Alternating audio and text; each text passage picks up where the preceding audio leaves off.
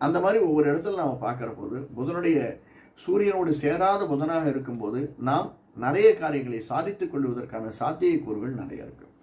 அது மட்டுமல்ல, அந்த புதன் இப்போ குரு பயிற்சியும் போதும் அல்ல இந்த வருடம் ஆரம்பிக்கும் போதும் நம்முடைய மீன ராசியில தான் சஞ்சரிக்கிறார். அதனால கொஞ்சம் அறிவுபூர்வமாக திங்க் பண்ணோம்னா, ஹார்ட்டால திங்க் பண்ணாமல் மனசால திங்க் பண்ணோம்னா, அறிவால திங்க் பண்ணோம்னா எதையும் சாதிக்கக்கூடிய வல்லமை நமக்கு இருக்கிறது.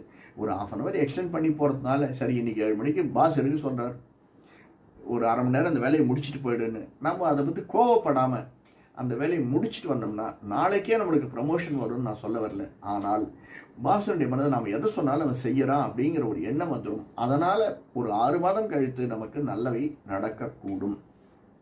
இது ஒரு பெரிய ப்ளஸ் பாயிண்ட்டை நம்ம எடுத்துக்கணும். நிச்சயமாக இது புதனால் நமக்கு விளையக்கூடிய நன்மைகள், அதாவது ரேவதி நட்சத்திரக்காரர்களுக்கு. இதை தவிர